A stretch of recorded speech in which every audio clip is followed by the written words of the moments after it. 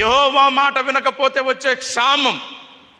ఇందాక లోకపరమైన క్షామం వస్తే ఏం జరుగుతుందని చెప్పుకున్నా, పిల్లల్ని చంపుకు తిన్నారు, పందులు తినే పొట్టు తినాలనుకున్నారు, ఊరులు పరుగులు తీశారు, అతిగా దోపిడీలు, దౌర్జన్యాలు, నరహత్యలు, అతిగా అనేక అన్యాయాల కృత్యాలు జరిగినాయి.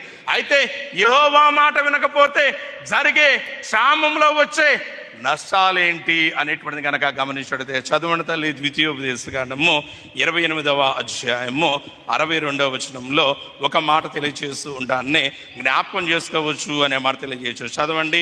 యెహోవా మాట వినకపోవటం వల్ల వచ్చే క్షామం వల్ల కలిగే ఇబ్బంది ఏంటి అనేటువంటిది కనుక జ్ఞాపకం చేసుకులైతే అక్కడ ఆయన అంటాడు, నీవు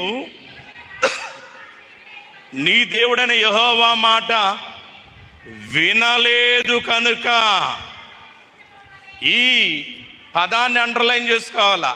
వినలేదు గనక, వినలేదు కాబట్టి ఆకాశ నక్షత్రముల వలె విస్తారమైన మీరు లెక్కకు తక్కువై కొద్దిమందియే మిగిలి ఉందరు. గమనించండి క్రీస్తు ప్రేమైనటువంటి వాళ్ళారా, you forsaken your lords have a what. నీ దేవుడైనటువంటి యెహోవా మాట నువ్వు మర్చిపోయావు. ఈ సింప్లీ రిజెక్టెడ్ హిస్ వర్డ్. ఆయన మాట తిరస్కరించావు. కాబట్టి లూకాసు వార్తలు అన్నట్టు యెరూషలేమా యెరూషలేమా యెరూషలేమా యెరూషలేమా, కోడి తన పిల్లలను తన రెక్కల క్రిందకి ఎలాగూ చేర్చుకున్న వల్లనే అనేక మార్లు యత్నము చేస్తుంది. అయితే నువ్వు వల్లకపోతివి, నువ్వు వినపోయావు. మన దరిద్రం ఏంటంటే ఆరోగ్యం ఉంటే దేవుడు గుర్తురాడు, జేబులో డబ్బులుంటే దేవుడు గుర్తురాడు, మన వెనకాల నువ్వు చెప్పిందే కరెక్ట్ అని చెప్పే పనికి మాలిన 10 మంది ఉంటే దేవుడు గుర్తుకు రాడు. అప్పుడు పొగరబట్టు ఉంటాం. అప్పుడు కనుక చూసినట్లయితే ఒళ్ళు ఎరగ తీసుకుని నడుస్తాం. ఏ పాటిదండి మన బలం, ఏ పాటిదండి మన ఆయుష్. గమనించండి క్రీస్తు ప్రేమనేడు గడ్డి పువ్వు వంటిది, జలబుద్ధముతో సమమని నా స్థితి. నీటి పొడుగుతో సమానం కాదా నా బ్రతుకు. ఏ పాటిదండి మన బ్రతుకు. గుళ్ళో ఉన్న మనం ఇంటికి వెళ్ళేదాకా గ్యారెంటీ లేదు. ఆ మాత్రం దానికి మిడిసి పడతాం, తొడలు కొడతాం, ఒళ్ళిరగ తీసుకుంటాం. పనికి మాలిన పొగరు పట్టిన గర్వపు అహంకారపు మాటల్లో మాట్లాడేవారుగా ఉంచుకుంటాను చూడు. అందుకని అంటాడు, మీరు నా మాట వినకపోతిరి కనుక. ఆయన మాట్లాడుతున్నటువంటి మొట్టమొదటి మాట కనుక జ్ఞాపకం చేసుకులైతే ఆకాశ నక్షత్రం వల్లే లెక్కకు విస్తరించి ఎక్కువైనటువంటి మీరు తక్కువైపోతారు. జాగ్రత్త. పాస్టర్ గారు మేమేంటో మీకు తెలియదు అనుకుంటా. ప్యారిస్లో మా ఇంటి పేరట వాళ్ళు ఎంతమంది ఉన్నారనుకున్నారు? ఎంతమంది ఉన్నారనుకున్నారు? చెప్పు ఎంతమంది ఉన్నారు చెప్పు. 70 ఇళ్ళు ఉన్నాయండి మా ఇంటి పేరట వాళ్ళు అంటాడు. నిజంగా నీకు సిగ్గుంటే 70 ఇళ్ళు నీ వెనకాల ఉన్నాయంటే నేను అంటాను, 1 లక్ష రూపాయలు తీసుకురా ఒక 10 నిమిషాల్లో. ఆ 70 ఇళ్ళ వాళ్ళని అడిగి 1 లక్ష రూపాయలు పట్టురా, అప్పుడు తేలింది నీ వెనకాల ఎంతమంది ఉన్నారు. నువ్వు 10 రోజులు హాస్పిటల్లో ఉంటే నువ్వు కూర్చున్న మలమూత్రాలు ఎత్తగలిగిన వాడిని ఇద్దరిని పట్టుకురా. మంచం మీద నువ్వు కూర్చున్న మలమూత్రాలు ఎత్తిపోసేవాడిని నిద్ర పట్టురా. నీ వెనకాల ఎంతమంది ఉన్నారు నీకు అర్థమైంది. ఎందుకు మనకు అదిరిపాటు.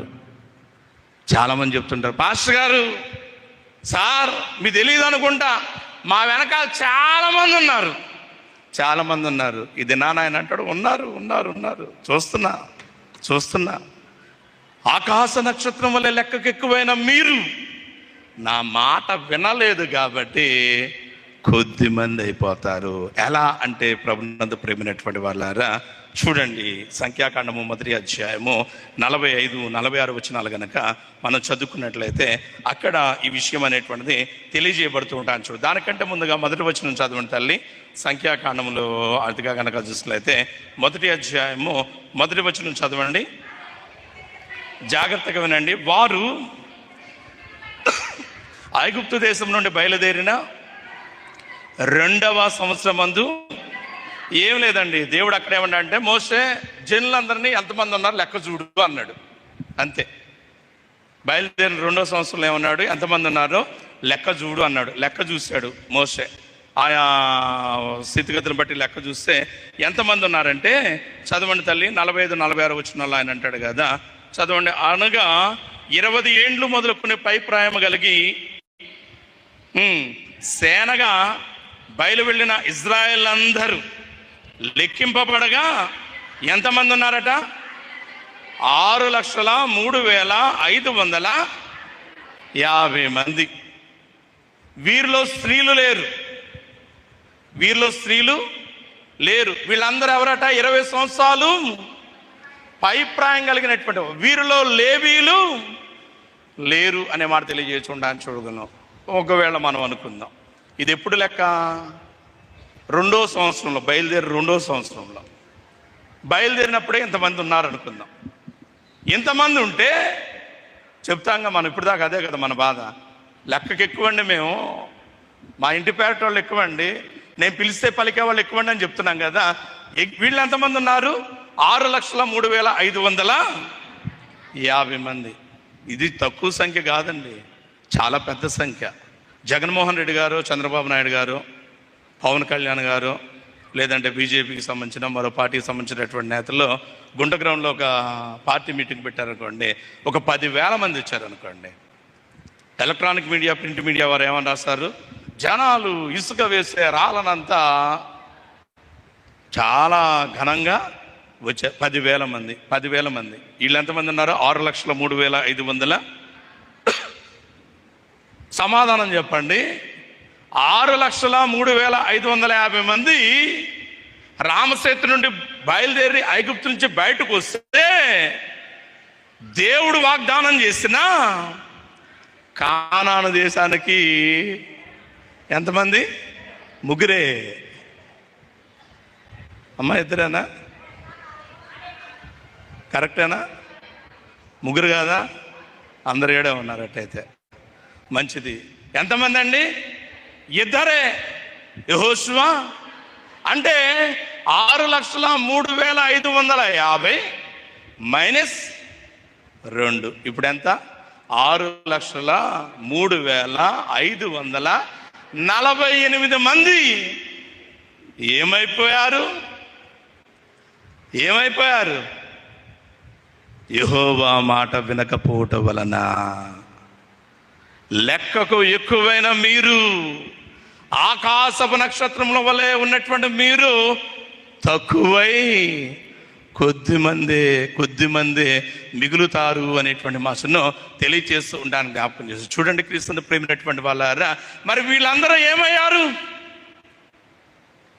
అంటే దానికి సమాధానం భక్త మహాశయుడు పౌలు చెప్తా ఉన్నాడు. కొరింథీయులకు రాసినటువంటి పత్రిక, మొదటి పత్రిక 10వ అధ్యాయము 5వ వచనంలో ఆయన మాట్లాడుతూ అంటాడు కదా, వారిలో అంటే ఎవరిలో?